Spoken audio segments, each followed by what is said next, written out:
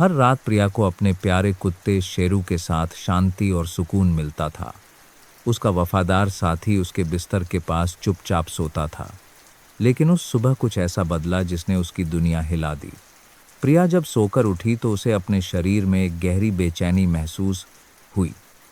जल्द ही एक ऐसी सच्चाई सामने आई जिसका कोई मतलब नहीं बनता था। वह गर्भवती थी। यह कैसे हो सकता था? पिछले कई महीनों से उसका किसी भी पुरुष के साथ कोई करीबी संपर्क नहीं था, कोई डेटिंग नहीं, कोई रिश्ता नहीं। तो फिर यह बच्चा कहाँ से आया? क्या उसके प्यारे कुत्ते का इस भयानक रहस्य से कोई लेना देना था? यह कहानी एक ऐसी सच्चाई को उजागर करेगी जो आपके हर विश्वास को हिला देगी, और जब राज खुलेगा तो आप अवाक रह जाएंगे। उस सुबह प्रिया के लिए अपनी आंखें खोलना भी एक सजा जैसा लग रहा था। उसे जोरों की मतली महसूस हुई। उसका पेट मरोड़ रहा था, सिर तेज दर्द से फटने लगा था और मुंह का स्वाद कड़वा हो गया था। कमरे में शेरू के बालों की हल्की गंध उसे और भी परेशान कर रही थी। उसने अपना चेहरा ढंक लिया और बिस्तर के पास शांति से लेटे शेरू को देखा, जो हमेशा की तरह शांत लग रहा था। लेकिन कुछ भी सामान्य नहीं था। मतली की लहरें बार बार आ रही थीं और पेट के निचले हिस्से में एक अजीब सा हल्का दर्द हो रहा था। जब प्रिया ने उठने के लिए कंबल हटाने की कोशिश की तो पूरी दुनिया घूमने लगी। उसे दीवार का सहारा लेना पड़ा और बड़ी मुश्किल से वह बाथरूम तक पहुंची और टॉयलेट के सामने घुटनों के बल बैठ गई। उसे तुरंत जोरों की उल्टी हुई जिसका स्वाद बहुत कड़वा था। प्रिया लड़खड़ाते हुए किचन में गई, जहां उसका बेटा रोहन डाइनिंग टेबल पर बैठा नाश्ता कर रहा था। अपनी माँ को देखकर उसने चिंता से अपना चेहरा सिकोड़ लिया। माँ, आप बहुत थकी हुई लग रही हैं। गुड मॉर्निंग बेटा, प्रिया ने मुस्कुराने की कोशिश की, लेकिन उसकी आवाज़ कमज़ोर और बेजान थी। क्या आप बीमार हैं? रोहन ने पूछा। शायद मैंने कुछ गलत खा लिया है। प्रिया ने फ्रिज खोला, लेकिन खाने की तेज गंध से उसे फिर से मतली आने लगी और उसे पीछे हटना पड़ा। उसका पेट एक बार फिर मरोड़ने लगा। रोहन ने सिर हिलाया और मजाक में कहा, माँ, आप तो बिल्कुल गर्भवती महिला जैसी लग रही हैं। रोहन का वह हल्का फुल्का बेपरवाह मजाक प्रिया के दिल में एक चाकू की तरह चुभ गया। वह एक पल के लिए सन्न रह गई। उसने गहरी सांस ली, शांत रहने की कोशिश करते हुए जवाब दिया, बकवास मत करो रोहन, मेरे पेट में बस दर्द है। लेकिन यह बात प्रिया के दिमाग में गूंजती रही। वह जानती थी कि जो लक्षण वह अनुभव कर रही थी, मतली पेट दर्द और खासकर सीने में झकड़न, गर्भावस्था के लक्षणों से बहुत मिलते जुलते थे। अपनी प्रारब्ध टूटी हुई शादी के बाद प्रिया ने एक अकेली जिंदगी जीना चुना था। वह पूरी तरह से खुद पर और रोहन पर ध्यान केंद्रित कर रही थी। वह डेटिंग नहीं कर रही थी, यहाँ तक कि किसी से मिलती जुलती भी नहीं थी। वह दिल्ली के अपने छोटे से मोहल्ले में एक सादा, शांतिपूर्ण जीवन जी रही थी। फिर भी रोहन के मासूम मजाक ने प्रिया के मन में एक अजीब सी हलचल पैदा कर दी थी। उसे एक गहरी बेचैनी महसूस हो रही थी, जैसे कुछ बहुत ज़रूरी चीज़ गलत हो गई हो। जैसे ही प्रिया ने अपनी चाय का कप उठाने की कोशिश की, वह अचानक रुक गई। मतली की एक और लहर उसके अंदर उठी और ठीक उसी पल एक अजीब और पागलपन भरा ख्याल उसके दिमाग में आया। शेरू, उसका कुत्ता। हर रात वह उसके बिस्तर के पास सोता था, एक खामोश रक्षक जो हमेशा उसके साथ रहता था। हाल ही में वह इतनी थक जाती थी कि उसे याद भी नहीं रहता था कि वह कब सो गई। क्या यह सिर्फ साधारण थकान थी? क्या वाकई ऐसा था? लेकिन शक का बीज उसके मन में गहरी जड़ें जमा चुका था। एक बेचैनी भरा साया बढ़ने लगा था। पिछले कुछ महीनों से ऐसी रातें थीं जब प्रिया इतनी गहरी नींद में सोती थी कि उसे याद ही नहीं रहता था कि उसने क्या सपना देखा। वह हमेशा थका हुआ और अजीब महसूस करती थी। इन उलझे हुए एहसासों के बीच एक भयानक विचार कौन था? क्या हो अगर शेरू ने उसके साथ कुछ किया हो? प्रिया ने जोर से अपना सिर हिलाया। खुद से कहा, यह बकवास है, बिल्कुल बकवास। उसने उस पागलपन भरे विचार को दूर करने की कोशिश की, लेकिन एक बार जब शक पैदा हो जाता है तो उसे दूर करना मुश्किल होता है। उसने शेरू को देखा जो लिविंग रूम के एक कोने में शांति से अपने पंजे चाट रहा था, हमेशा की तरह शांत।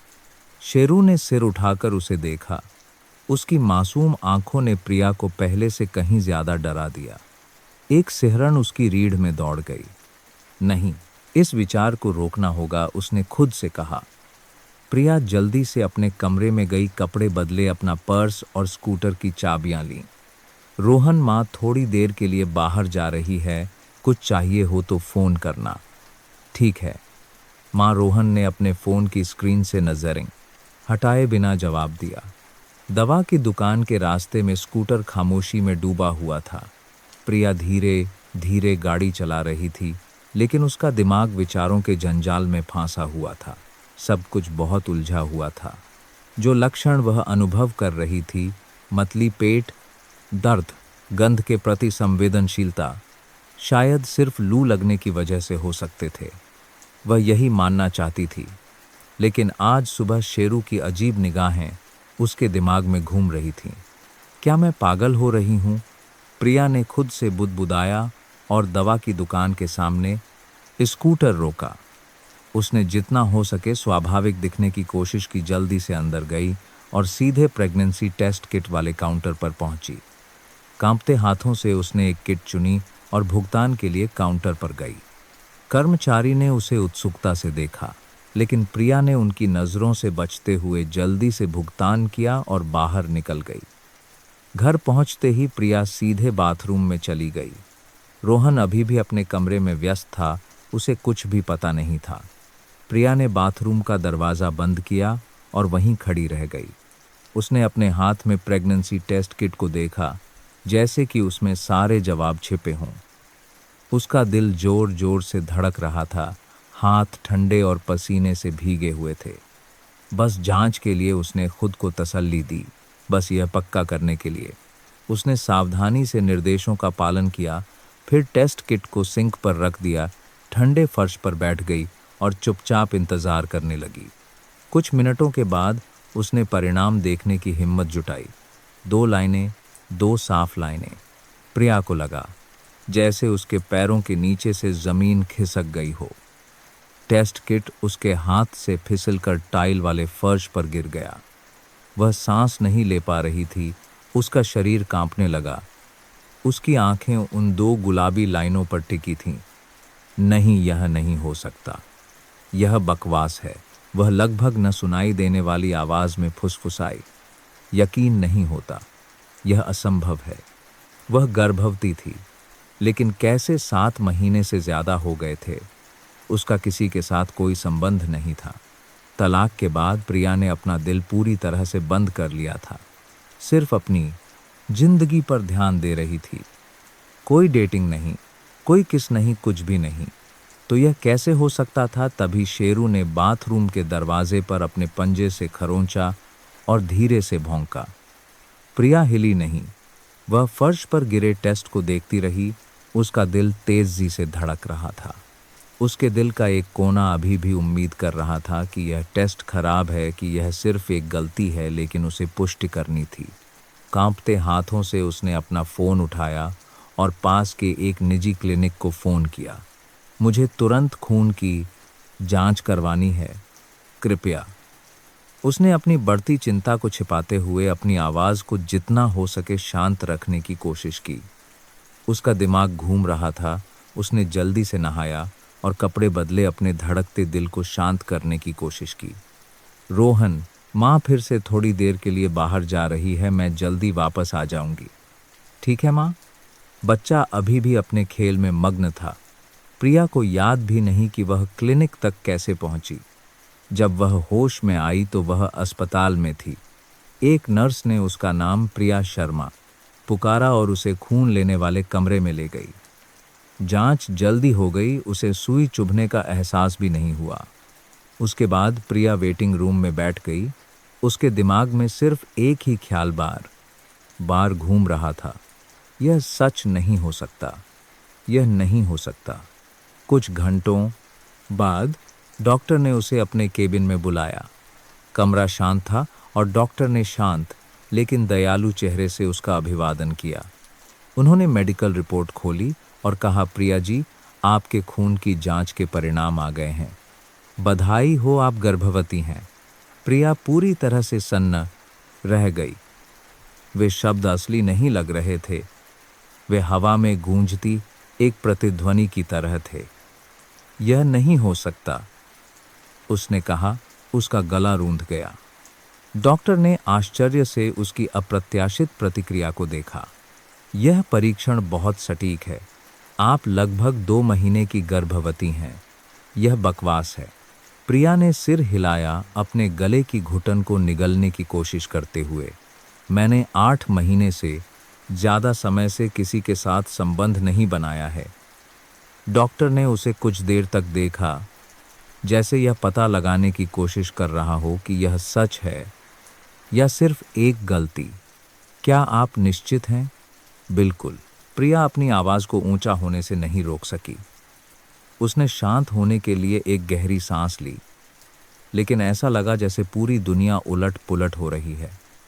तलाक के बाद मेरा किसी के साथ कोई रिश्ता नहीं रहा। डॉक्टर अपनी कुर्सी पर अधिक गंभीर चेहरे के साथ पीछे झुक गया।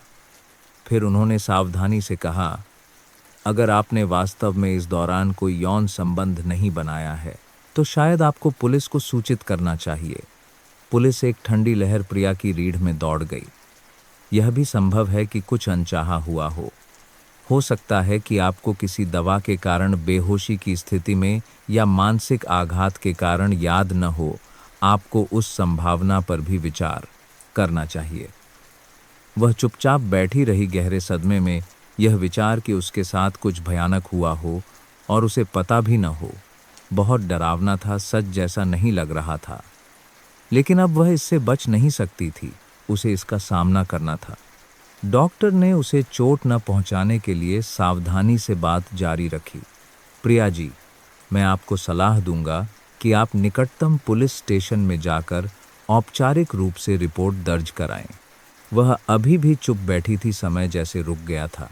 यह विचार कि ले सोर्ट कार्ड प्राइस एंड 8 आर और के किसी ने उसके साथ ऐसा किया हो सकता है, इतना भयानक था कि सहा नहीं जा सकता था। प्रिया एक सपने में चलने वाले व्यक्ति की तरह उठी और अपनी गाड़ी में बैठ गई। उसने स्वचालित रूप से पुलिस स्टेशन की ओर गाड़ी चलाई। उसे याद नहीं कि वह वहां कैसे पहुंची।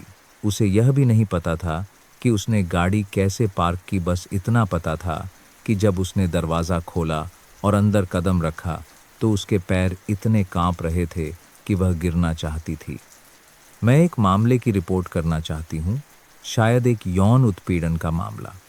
जब उसने ड्यूटी पर मौजूद पुलिसकर्मी से बात की तो उसका मुंह सूख गया था और उसका सीना जकड़ गया था। तुरंत उसे एक शांत कार्यालय में ले जाया गया, जहां एक गंभीर चेहरे वाला एक इंस्पेक्टर उसका इंतजार कर रहा था।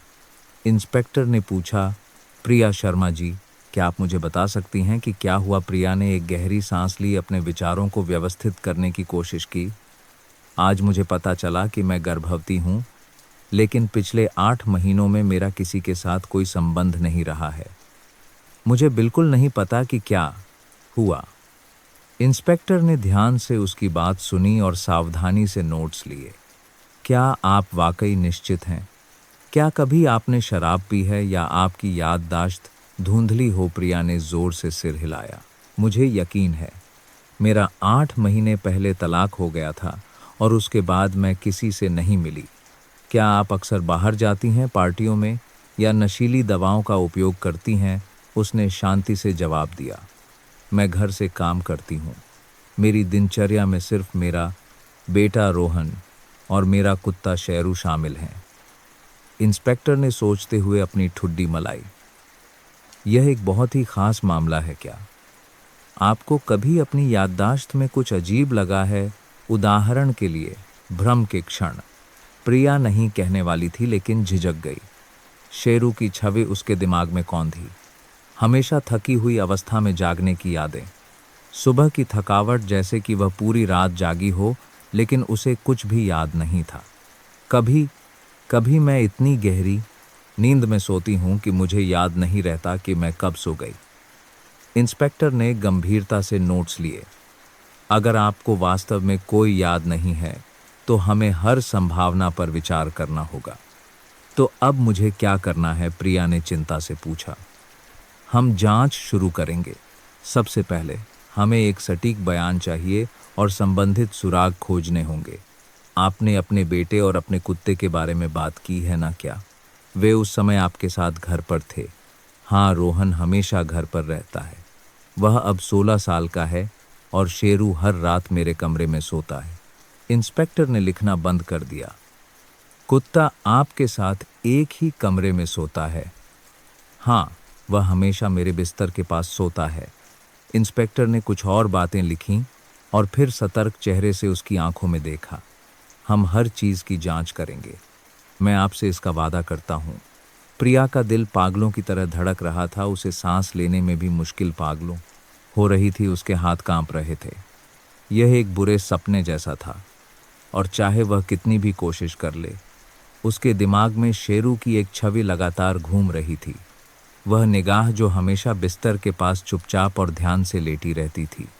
जब उसने पुलिस स्टेशन छोड़ा तो प्रिया के पैर कांप रहे थे, उसका सीना जकड़ गया था। जीवन में पहली बार प्रिया को घर लौटने से डर लग रहा था। घर के सामने पहुंचकर उसने अपनी गाड़ी रोकी, लेकिन आसानी से नीचे नहीं उतर सकी। उसके हाथ स्टीयरिंग व्हील पर कांप रहे थे और डॉक्टर और पुलिस के शब्द उसके दिमाग में गूंज रहे थे। प्रेगनेंसी टेस्ट पर 2 साफ लाइनें उसके दिमाग में एक अमिट निशान की तरह थीं। वह 8 महीने तक कुछ भी याद रखे बिना गर्भवती कैसे हो सकती थी? उसका कोई रिश्ता नहीं था। उसने इसके बारे में सोचा भी नहीं था, और अब यह हो गया था। डर उस पर हावी हो गया और उसकी आंखों से आंसू बह निकले। उसने अपना सिर स्टीयरिंग व्हील पर टिका दिया और चुपचाप रोने लगी, अपने ही विचारों से शर्मिंदा। प्रिया जी, एक गहरी और कोमल पुरुष की आवाज ने उसे चौंका दिया और उसने अपना सिर उठाया। यह विक्रम था, सामने वाले घर में रहने वाला उसका पड़ोसी। वह उसकी गाड़ी के पास खड़ा था, चिंता भरी आंखों से उसे देख रहा था। आप ठीक हैं? क्या हुआ? प्रिया ने जल्दी से अपने आंसू पोंछे, यह दिखाने की कोशिश करते हुए कि कुछ भी गलत नहीं है। विक्रम एक पुराने पारिवारिक मित्र जैसा था। वह रोहन को तब से जानता था जब वह छोटा था, और वह उसके पूर्व पति का भी अच्छा दोस्त था। वे अक्सर साथ में ड्रिंक करते थे। वह हमेशा एक खुशमिजाज और औबून इंसान रहा है। क्या हुआ प्रिया जी? विक्रम ने फिर पूछा। उसका चेहरा चिंता से भरा था। प्रिया ने अपनी सीट बेल्ट खोली और सावधानी से कार से बाहर निकली। मुझे नहीं पता कि कैसे समझाऊं। आंसू फिर से बहने लगे। वह उन्हें रोक नहीं पा रही थी। विक्रम सावधानी से उसके पास आया और उसके कंधे पर हाथ रखा। चलिए वहां बेंच पर थोड़ी देर बैठते हैं। दोनों घर के सामने वाली बेंच पर गए, जहां वे अक्सर जिंदगी की छोटी छोटी बातें किया करते थे। लेकिन अब माहौल अलग था। मुझे बताइए, विक्रम ने गहरी आवाज में कहा। क्या हुआ है? आप इतनी घबराई हुई क्यों लग रही हैं? प्रिया ने अपने पुराने दोस्त के चेहरे को देखा और एक गहरी सांस ली। मैं गर्भवती हूं। विक्रम एक पल के लिए चुप हो गया, जैसे उसे सदमा लगा हो। गर्भवती? क्या यह बधाई देने वाली बात है? मुझे आज ही पता चला, लेकिन मुझे नहीं पता कि यह कैसे हुआ। उसकी आवाज कांपने लगी। आप क्या कह रही हैं? आप कैसे नहीं जान सकती? उसने सिर हिलाया। पिछले 7 महीनों में मेरा किसी के साथ कोई संबंध नहीं रहा विक्रम, कुछ भी नहीं। विक्रम ने कई बार अपनी पलकें झपकाईं। उसका चेहरा अविश्वास से भरा था। यह तो बकवास है। डॉक्टर ने कहा कि मुझे पुलिस के पास जाना चाहिए। हो सकता है मेरे साथ कुछ गलत हुआ हो। यह वाक्य कहना भी बहुत हिम्मत का काम था। प्रिया ने जब यह दोहराया तो उसे कंपी छूट गई। विक्रम का चेहरा पीला पड़ गया। हे भगवान प्रिया जी, आपको कुछ भी याद नहीं है? मैं सिर्फ घर पर ही थी। मैंने शराब नहीं पी, बाहर नहीं गई, कोई दवा नहीं ली, सिर्फ रोहन और शेरू के साथ थी। पुलिस ने क्या कहा? उन्होंने कहा कि वे जांच शुरू करेंगे। प्रिया ने कमजोर आवाज में जवाब दिया, फिर से दरवाजे की ओर देखते हुए। लेकिन मुझे नहीं पता कि अब क्या करना है। विक्रम ने चुपचाप उसके कंधों को पकड़ लिया। आप अकेली नहीं हैं, मैं यहाँ हूँ। प्रिया जी, मैं आपकी हर तरह से मदद करूँगा। उसने सिर हिलाया, उसका दिल भारी था। लेकिन किसी का साथ होना भी एक आशीर्वाद था। तलाक के बाद प्रिया हमेशा विक्रम पर निर्भर रही थी। जब रसोई का नल खराब हो गया तो वह अपने औजार लेकर आया और उसे तुरंत ठीक कर दिया। जब मुख्य दरवाज़ा बंद हो गया तो वह भी आया और समस्या का समाधान किया। वह हमेशा एक शांत औबून व्यक्ति था जो उसके साथ था। क्या आपने सोचा है कि आगे क्या करना है? उसने सावधानी से पूछा। किस बारे में? उस बच्चे के बारे में। प्रिया ने अपना सिर झुका लिया। उसने अभी तक बच्चे के बारे में गंभीरता से नहीं सोचा था। सब कुछ इतनी जल्दी, इतनी सावधानी से पूछा। अस्त व्यस्तता में हुआ था। मुझे अभी तक नहीं पता। मुझे सोचने का समय नहीं मिला। उसने अपने हाथ अपनी जांघों पर रखे और उन्हें कसकर पकड़ लिया। विक्रम ने एक गहरी सांस ली। यह बहुत मुश्किल होने वाला है। आपको नहीं पता कि क्या हुआ और आप बच्चे के पिता को भी नहीं जानती। अगर आप बच्चे को जन्म देने का फैसला करती हैं तो आपको बाद में यह भी सोचना होगा कि उसे कैसे समझाएंगी। इन शब्दों ने प्रिया के मन पर गहरा आघात किया। उसने इस पहलू के बारे में कभी नहीं सोचा था। आखिर उसे क्या कहना होगा? उसके पास बच्चे को समझाने के लिए कोई कहानी नहीं थी। मुझे नहीं पता, वह लगभग फुसफुसाई। सच में नहीं पता। मैं यह नहीं कह रहा कि आपको अभी फैसला करना है। विक्रम ने फिर से धीरे से उसके कंधे पर हाथ रखा। धीरे धीरे सोचो। अगर आप इस बच्चे को स्वीकार करने का फैसला करती हैं तो आपको बहुत सी चीज़ों की तैयारी करनी होगी। प्रिया को फिर से अपनी रीढ़ में ठंडक महसूस हुई। गर्भावस्था के झटके के बाद अब उसे अपने जीवन का एक बड़ा फैसला करना था। इस बच्चे को रखना है या नहीं। बस समय चाहिए। बेशक अपना समय लो और अच्छी तरह से सोचो।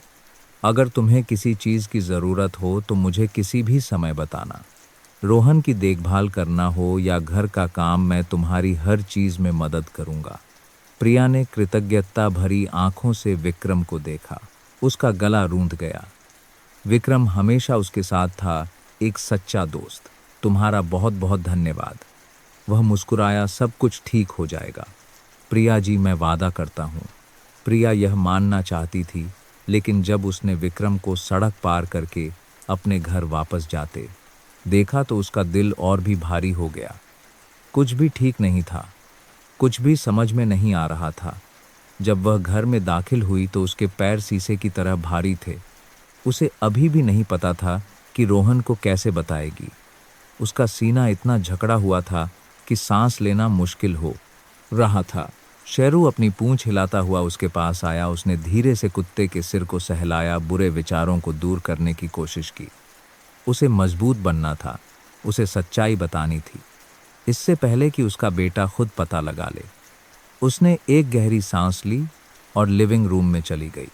रोहन, क्या हम थोड़ी देर बात कर सकते हैं? रोहन सोफे पर गेम खेल रहा था। उसने रुककर उसे देखा। क्या हुआ? क्या तुम इसे बंद कर सकते हो? उसकी आवाज़ उम्मीद से ज़्यादा दृढ़ थी, जिससे वह खुद भी हैरान थी। रोहन ने थोड़ा बुदबुदाया, लेकिन गेम कंसोल बंद कर दिया और उसे गंभीरता से देखने लगा। प्रिया पास की एक कुर्सी पर बैठ गई। उसके ठंडे हाथ उसकी गोद में रखे थे। अपने बेटे के अभी भी मासूम चेहरे को देखते हुए उसे नहीं पता था कि कैसे शुरू करें।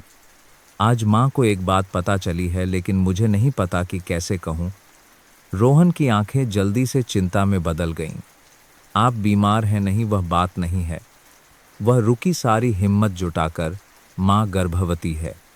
रोहन बिना हिले डुले खड़ा रहा। उसकी आंखें चौड़ी हो गईं। क्या माँ को आज ही पता चला? टेस्ट किया और अस्पताल भी गई।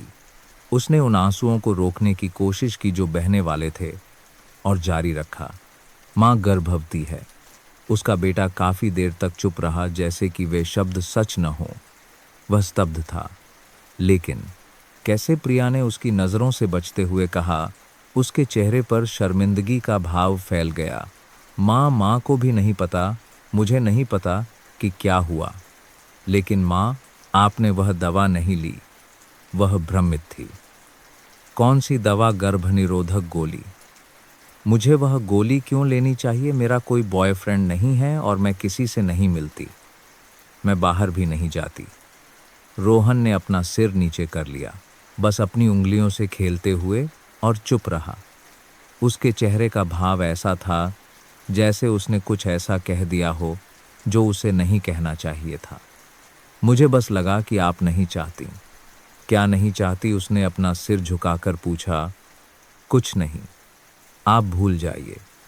वह अचानक खड़ा हो गया और लगभग लड़खड़ा गया। मैं थोड़ी देर के लिए अपने कमरे में जा रहा हूं। रोहन, रुको। उसने उसे रोकने की कोशिश की, लेकिन वह सीढ़ियों से ऊपर भाग गया। कमरे का दरवाजा जोर से बंद हो गया, जिसकी आवाज पूरे घर में गूंज गई। प्रिया वहीं खड़ी रह गई। उसने ऐसी प्रतिक्रिया क्यों दी? उसने गर्भनिरोधक गोलियों का जिक्र क्यों किया? वह समझ नहीं पा रही थी। शेरू उसके पास आया और अपनी नाक उसके पैर से रगड़ी, जैसे उसकी बेचैनी को महसूस कर रहा हो। उसने अनजाने में शेरू के सिर को सहलाया। उसकी आंखें अभी भी सीढ़ियों की ओर टिकी थीं। रोहन की प्रतिक्रिया में कुछ अजीब था। क्या यह सिर्फ सदमा था? बेशक एक किशोर लड़के के लिए यह जानना कि उसकी मां गर्भवती है, आश्चर्यचकित होना सामान्य है। शायद यही था, लेकिन गर्भनिरोधक गोली शब्द उसके दिमाग में घूमता रहा। प्रिया सीढ़ियों से ऊपर गई और रोहन के कमरे के दरवाजे के सामने खड़ी हो गई। कोई जवाब नहीं था। उसने अपना कान दरवाजे से लगाया, केवल खामोशी थी। उसने धीरे से दरवाजा खटखटाया। बेटा, क्या हम थोड़ी देर बात कर सकते हैं? वह दरवाजे के सामने खड़ी थी, कुछ नहीं कर सकती थी। वह उसे मजबूर नहीं करना चाहती थी, लेकिन वह चीज़ों को ऐसे भी नहीं छोड़ सकती थी। कुछ मिनटों के बाद वह फिर से नीचे चली गई। शेरू चुपचाप उसके पीछे सीढ़ियों से नीचे आया। वह पानी पीने के लिए रसोई में गई, लेकिन उसे फिर से मतली महसूस हुई। वह मेज पर बैठ गई, अपना चेहरा अपने हाथों में छिपा लिया। आखिर यह क्या हो रहा था? उसे किसी को छूना याद नहीं था। कोई मुलाकात नहीं, कोई सुराग नहीं। डॉक्टर ने कहा कि वह किसी चीज़ का शिकार हो सकती है, लेकिन अगर ऐसा है तो कोई चोट क्यों नहीं? कोई याददाश्त नहीं, कुछ भी नहीं। उसका दिमाग खाली था। और रोहन, उसने इतनी संवेदनशील प्रतिक्रिया क्यों दी? क्या यह हो सकता है? उसने तुरंत उस विचार को दूर कर दिया। नहीं हो सकता। रोहन अभी भी एक बच्चा है। वह उसका बेटा है, निश्चित रूप से यह वह नहीं है। शेरू उसके पैरों के नीचे लेटा था और धीरे से सांस छोड़ रहा था। प्रिया ने कुत्ते को देखा। वह कितनी गहरी नींद में सो गई थी, इतनी कि उसे पता ही नहीं चला कि रात में क्या हुआ। कुछ भी समझ में नहीं आ रहा था, लेकिन प्रिया को स्पष्ट रूप से महसूस हुआ कि सच्चाई जल्द या देर से सामने आएगी। अगली सुबह प्रिया के शांत मोहल्ले में कुछ असामान्य हुआ। कुछ पुलिस की गाड़ियां सड़क के किनारे रुकीं और पुलिस अधिकारी उसके घर के अंदर बाहर आ जा रहे थे। पड़ोसी दूर से सावधानी से देख रहे थे और कानाफूसी कर रहे थे। प्रिया खिड़की के पास खड़ी होकर यह सब देख रही थी, जैसे उसे अभी भी विश्वास नहीं हो रहा था कि यह सब उसके साथ हो रहा है। जांच के प्रभारी इंस्पेक्टर वर्मा थे, जो एक अनुभवी अन्वेषक थे और हर छोटी से छोटी बात पर ध्यान देने के लिए जाने जाते थे। उन्होंने प्रिया के बयान को ध्यान से सुनने पर ध्यान केंद्रित किया। प्रिया ने गर्भवती होने का पता चलने से पहले और बाद की सभी परिस्थितियों को समझाया और जोर देकर कहा कि पिछले 8 महीनों में उसका कोई संबंध नहीं रहा है। वह निश्चित थी कि उसने कभी किसी को सहमति नहीं दी थी। उसके बाद पुलिस ने घर के हर कोने की तलाशी शुरू कर दी। उन्होंने दरवाजे, खिड़कियां, ताले की जांच की और जबरन घुसने के निशान खोजे।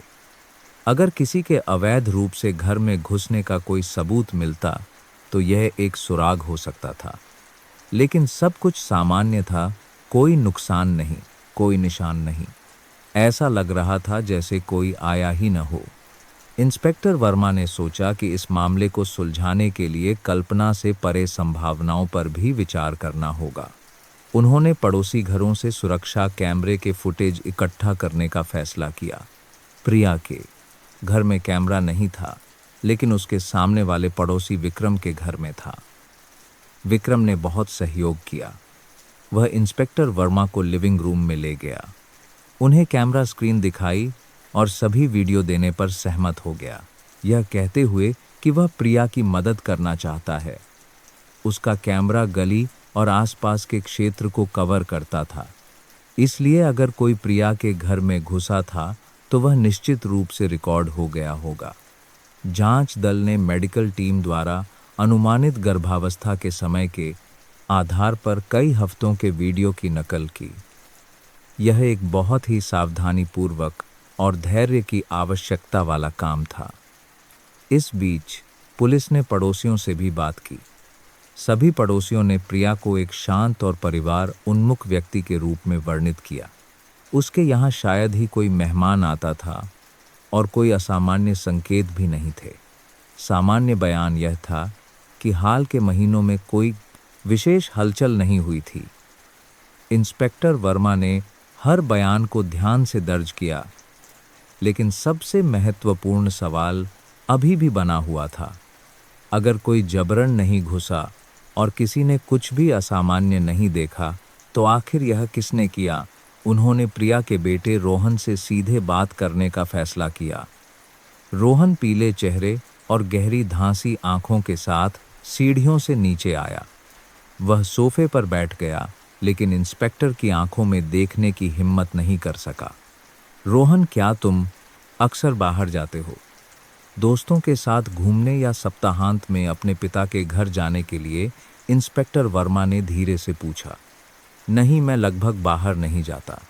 कभी कभी मैं सप्ताहांत में अपने पिता के साथ रहता हूँ, लेकिन ज़्यादातर समय मैं घर पर ही रहता हूँ, रोहन ने धीरे से जवाब दिया। और तुम्हारी माँ, क्या वह अक्सर बाहर जाती हैं? क्या वह किसी को डेट कर रही हैं? नहीं, तलाक के बाद माँ बाहर नहीं जाती, वह घर से काम करती हैं और हमेशा घर पर ही रहती हैं। इंस्पेक्टर वर्मा ने चुपचाप नोट्स लिए। क्या कोई मेहमान अक्सर आता है? सामने वाले घर के विक्रम अंकल कभी कभी वह घर के कामों में मदद करने आते हैं, लेकिन मैं हमेशा वहाँ रहता था। वे दोनों कभी अकेले नहीं रहे। यह बयान प्रिया ने जो कहा था उससे मेल खाता था। सब कुछ सामान्य था। हाल ही में क्या तुमने कुछ अलग महसूस किया है? रोहन एक पल के लिए झिझका अपने होंठ चबाए और फिर कहा, माँ थोड़ी थकी हुई लग रही थीं, कभी कभी बीमार दिखती थीं, लेकिन मुझे लगा कि यह सिर्फ फ्लू है। और क्या तुम जानते हो कि तुम्हारी माँ कैसे गर्भवती हुई? लड़के का चेहरा और भी पीला पड़ गया। मुझे नहीं पता, उसने जवाब दिया। नजरें चुराते हुए इंस्पेक्टर वर्मा ने रोहन के तनाव को महसूस किया। अगर तुम्हें बाद में कुछ याद आए तो मुझे ज़रूर बताना। रोहन जल्दी से खड़ा हो गया और सीढ़ियों से ऊपर चला गया। तुरंत बाद दरवाज़ा ज़ोर से बंद होने की आवाज़ आई। जांच केंद्र में फोरेंसिक टीम प्रत्येक वीडियो का विश्लेषण कर रही थी। वीडियो में विक्रम को 3 दिनों तक अपने औजार लेकर प्रिया के घर में जाते हुए रिकॉर्ड किया गया था। रुकने का समय लंबा नहीं था और कोई संदिग्ध गतिविधि नहीं थी। इंस्पेक्टर वर्मा घंटों तक स्क्रीन के सामने बैठे रहे, किसी भी संदिग्ध गतिविधि की तलाश में केंद्रित रहे, लेकिन कुछ भी नहीं था। कोई अजीब कार नहीं, कोई अजीब व्यक्ति नहीं, सिर्फ सामान्य पड़ोसी अपनी रोज़मर्रा की जिंदगी जी रहे थे। सुराग कम होते जा रहे थे।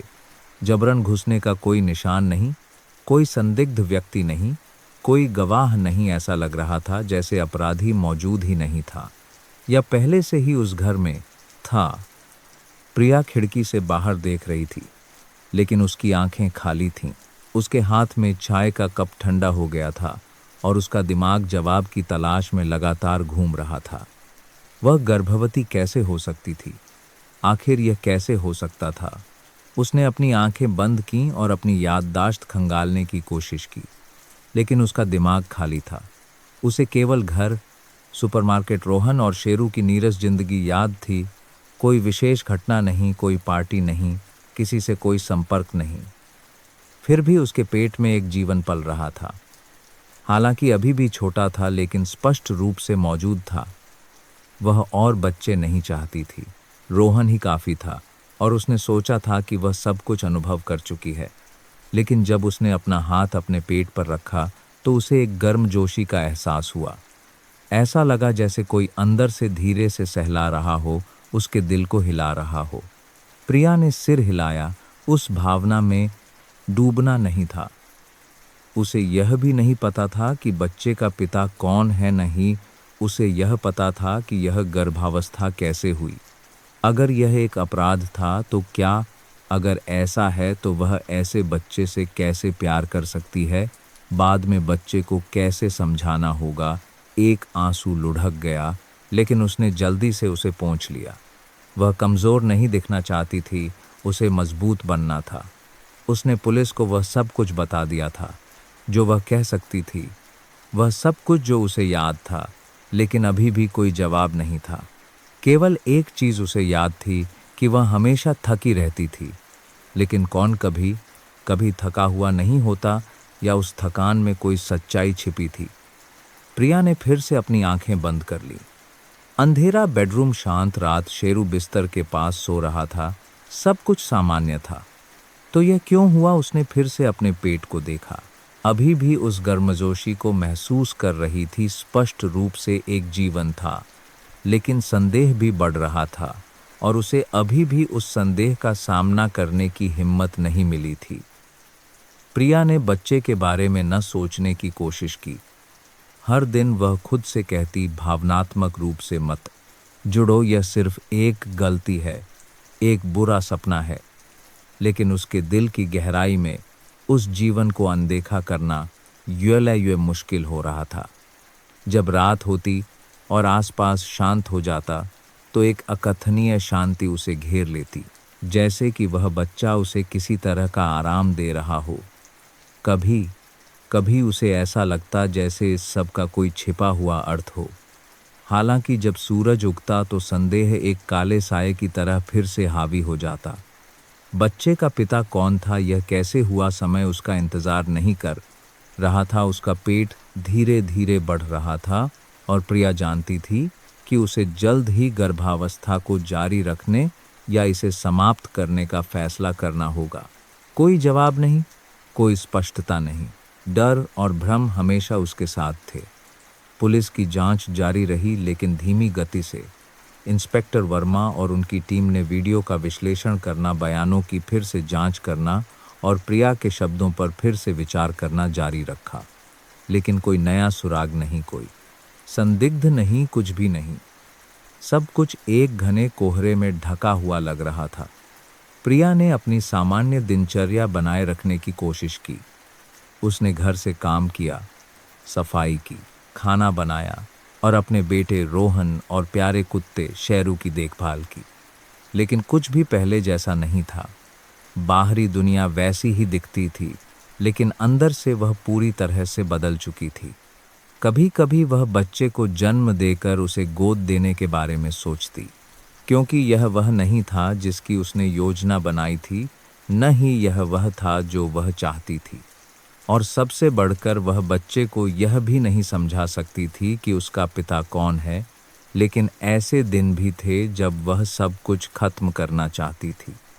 हालांकि जब उसने अपना हाथ अपने पेट पर रखा तो वह शांत गर्मी हमेशा उसे झिझका देती थी। वह छोटा सा जीवन स्पष्ट रूप से वहां था। उसने कुछ भी गलत नहीं किया था, न ही उसने कभी कहा था कि वह पैदा होना चाहता है। इन विचारों को दूर करने के लिए प्रिया ने घर की सफाई करने का फैसला किया।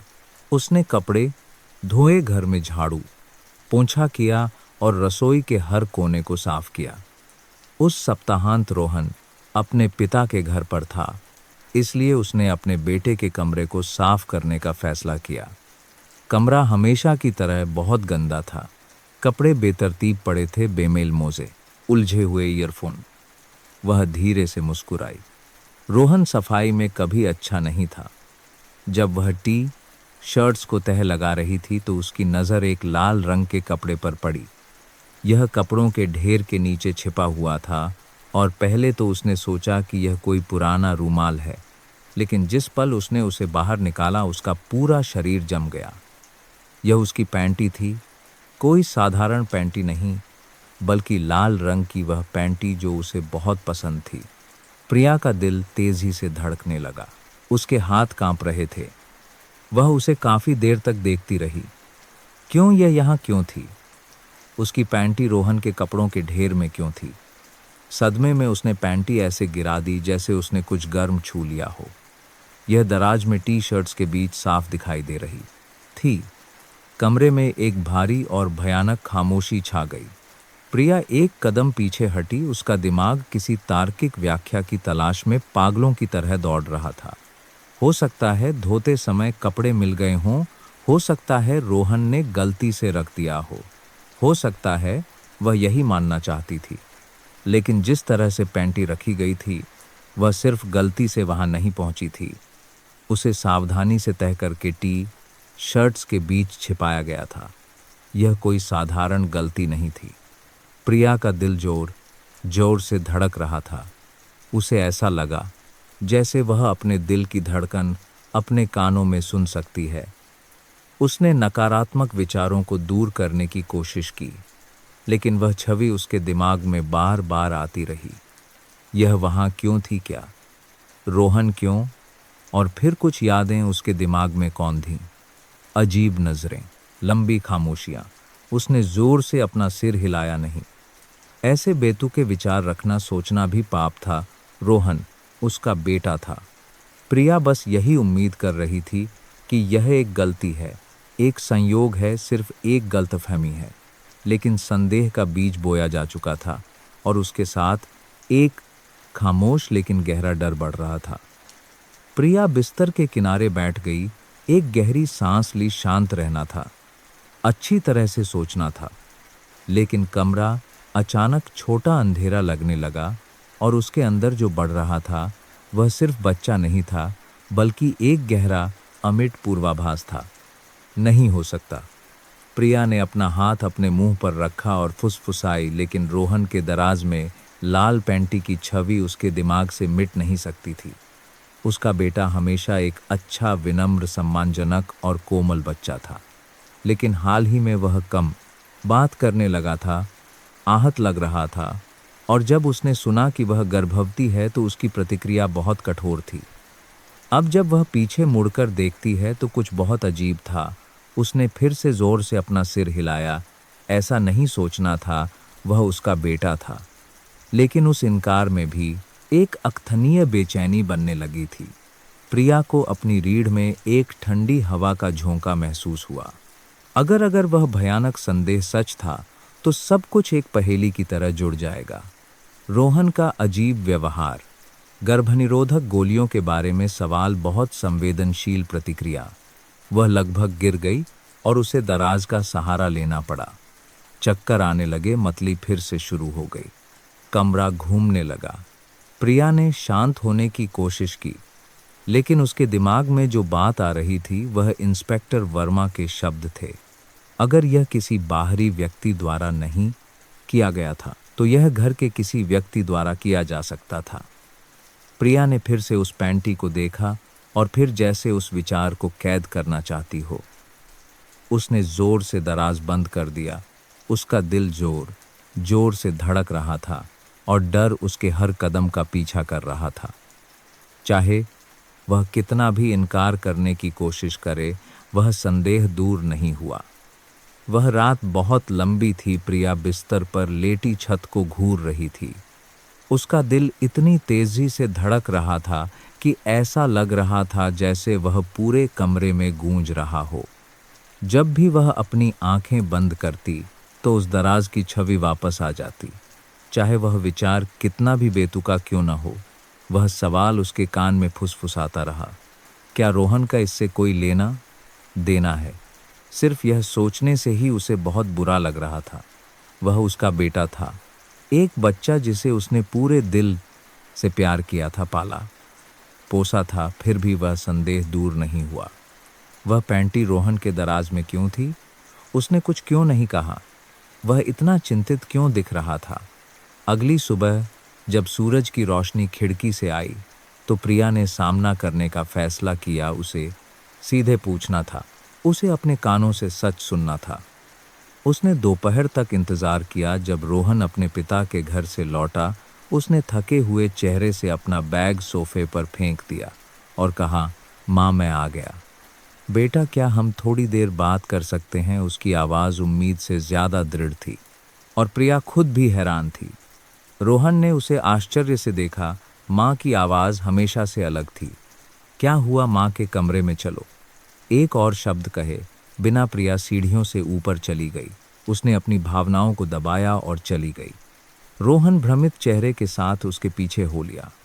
कमरे में घुसकर वह सीधे दराज के पास गई और कांपती उंगलियों से उसने सावधानी से दराज खोला और उस लाल पैंटी को निकाला।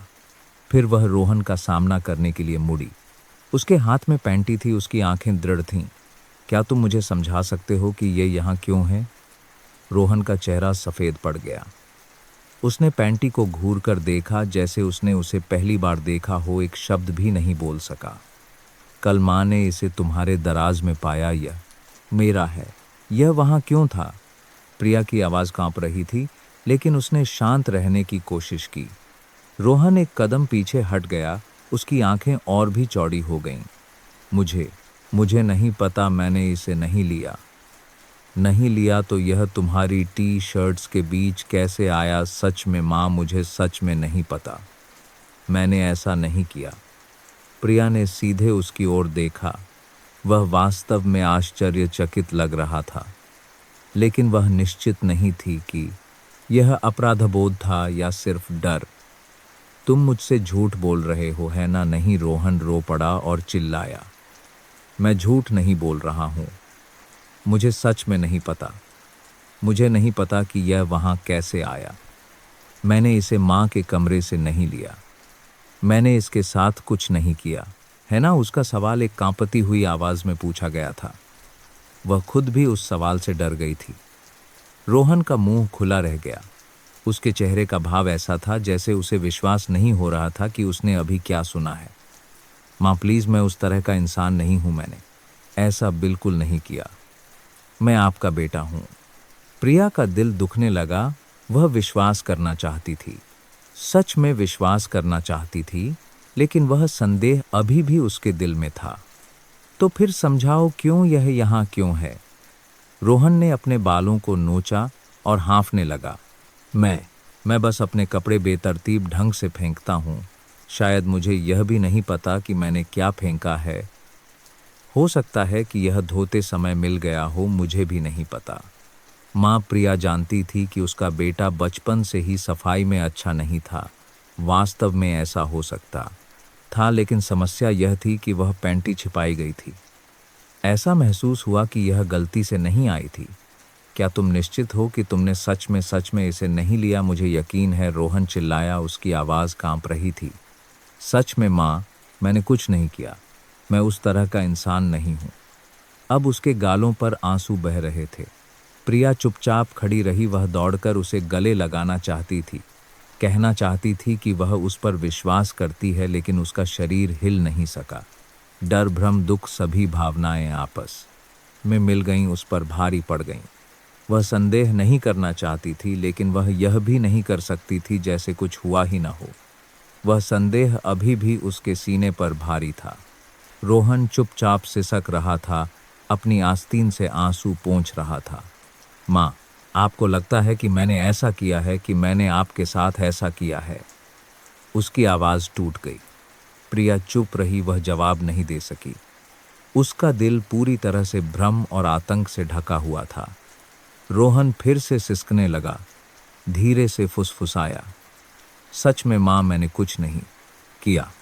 सच में। अंत में प्रिया केवल फुसफुसा सकी, ठीक है, मैं समझ गई, मैं तुम पर विश्वास करूंगी। लेकिन वह खुद भी जानती थी कि वह शब्द ही एकमात्र चीज थे जो वह उस समय कह सकती थी। रोहन ने अपना सिर घुमाया, अपने हाथ के पिछले हिस्से से आंसू पोंछे। फिर वह धीरे से बुदबुदाया, मैं नहाने जा रहा हूँ। हाँ, उसने उसे देखे बिना चुपचाप जवाब दिया। रोहन बाथरूम में गया और दरवाज़ा बंद कर लिया। प्रिया वहीं खड़ी रही, उसके हाथ अभी भी लाल पैंटी को कसकर पकड़े हुए थे। उसका दिल पागलों की तरह धड़क रहा था और उसके विचार घूम रहे थे। वह अपने बेटे पर विश्वास करना चाहती थी। वह उम्मीद कर रही थी कि यह सब सिर्फ एक गलतफहमी है, लेकिन वह संदेह उसके दिमाग से नहीं गया और गहरा होता गया। उसने उस पैंटी को अलग रखने का फैसला किया। उसने पुलिस को कुछ नहीं बताया, किसी को कुछ नहीं बताया। उसने उसे एक कम इस्तेमाल होने वाले दराज के गहरे कोने में छिपा दिया, जैसे कि वह उस काले रहस्य को दफनाना चाहती हो। उसने अपनी जिंदगी ऐसे जारी रखने की कोशिश की जैसे कुछ हुआ ही न हो। बाहर से उसने मजबूत दिखने की कोशिश की, लेकिन अंदर से वह टूट चुकी थी। जब भी वह रोहन को देखती, उसका दिल दुखता और सांस लेना मुश्किल हो जाता। वह यह विश्वास नहीं करना चाहती थी कि उसने इतना भयानक काम किया है, लेकिन वह संदेह बढ़ता ही गया। एक काला साया उसके दिमाग में घुस गया और अंत में सबसे भयानक डर उसके दिल में अंकुरित हो गया। एक ऐसा विचार जिसकी वह कल्पना भी नहीं कर सकती थी। क्या वह बच्चा रोहन का था? यह एक भयानक कल्पना थी जिसे शब्दों में बयान नहीं किया जा सकता था, लेकिन यह उसे दिन रात परेशान करता रहा। रोहन हमेशा घर पर था और वह पैंटी स्पष्ट रूप से उसके दराज में छिपी हुई थी। उस सच्चाई का क्या मतलब था?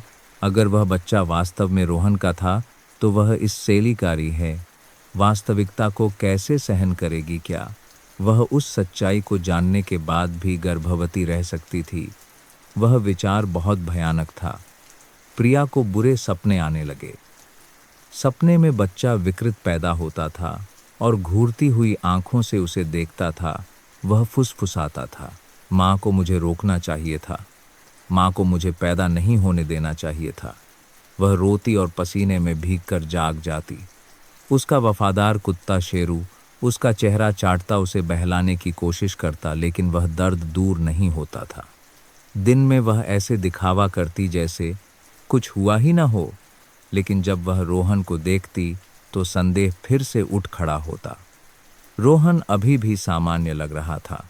वह शेरू के साथ खेलता, गेम खेलता और होमवर्क करता, लेकिन कभी कभी प्रिया को उसकी अजीब नज़रें खुद पर महसूस होतीं, एक भारी नज़रें, एक अकथनीय बेचैनी। क्या यह सिर्फ उसका वहम था या एक माँ की सहज वृत्ति उसे कुछ बताने की कोशिश कर रही थी? वह दराज में रखी पैंटी को नहीं भूल सकती थी, न ही रोहन के चेहरे का भाव जब उसने उससे सवाल किया था। अब उसके दिमाग में सिर्फ एक ही सवाल था, क्या वह बच्चा सच में उसका था? उसने कई संभावनाओं के बारे में सोचा। किसी दिन वह बच्चे को जन्म देकर उसे गोद देने पर विचार करती।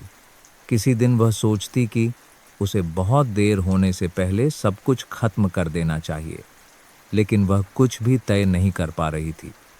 कुछ उसे रोक रहा था। उसके भ्रमित मन में भी एक जीवन उसके पेट में बढ़ रहा था, एक छोटा कमजोर जीवन, और वह उस जीवन को महसूस कर सकती थी। हर दिन उसने किताबों में जवाब खोजने की कोशिश की, डॉक्टर की सलाह में, लेकिन कोई भी उसे उसकी स्थिति का जवाब नहीं दे सका। एक ऐसी महिला के लिए कोई सलाह नहीं थी जो गर्भवती थी और बच्चे के पिता को नहीं जानती थी। वह भयानक रूप से अकेली थी और पूरी तरह से अकेली थी। उस रात प्रिया और सहन नहीं कर सकी। वह बिस्तर पर लेटी तकिए को कसकर पकड़े हुए, दर्द उसके सीने पर भारी था। उसके दिमाग में छवियां, रोहन का भ्रमित चेहरा, विकृत बच्चा दराज में, लाल पैंटी, सब कुछ उलझ गया। हे भगवान, उसने कांपती आवाज में फुसफुसाया। आंसू बारिश की तरह बह रहे थे। प्रिया सिसक रही थी और कांप रही थी। ऐसा लग रहा था जैसे वह पूरी तरह से खो गई है। कोई सहारा नहीं, कोई बात करने वाला नहीं। वह पुलिस को भी नहीं बता सकती थी, किसी पर विश्वास नहीं कर सकती थी। चारों ओर केवल अंधेरा था। हे भगवान, उसने अपना चेहरा तकिए में छिपा लिया और फुसफुसाया, कृपया मेरी मदद करो। मुझे सच में नहीं पता कि क्या करना है। वह धार्मिक नहीं थी, उसने कभी प्रार्थना नहीं की थी, लेकिन उस रात वह किसी पर भी भरोसा करना चाहती थी। वह बिस्तर के पास घुटनों के बल बैठ गई। उसके हाथ कांप रहे थे, चेहरा आंसुओं से भीगा हुआ था। उसने अपनी आंखें कसकर बंद कर लीं।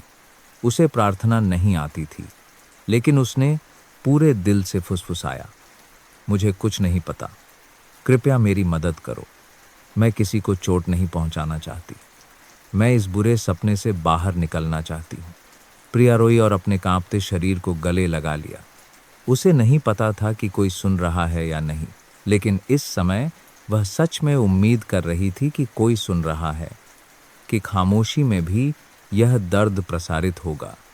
कृपया, उसने चुपचाप दोहराया, मेरी मदद करो। और वह बस अंधेरे में घुटनों के बल बैठी रही, एक छोटी सी उम्मीद से चिपकी हुई, अपने डर में अकेली कांप रही थी। अगली सुबह प्रिया सूजी हुई आंखों और भारी सिर के साथ जागी। पिछली रात उसके जीवन की सबसे लंबी रातों में से एक थी। घुटनों के बल बैठकर भगवान से फुसफुसाने के पल ने उसे थोड़ी शांति दी थी, लेकिन वह डर अभी भी कहीं एक खामोश काले साए की तरह था। उसे याद आया कि उसका गर्भावस्था जांच का अपॉइंटमेंट था और एक ठंडी हवा उसके पेट के नीचे फैल गई। वास्तविकता का सामना करने का समय आ रहा था।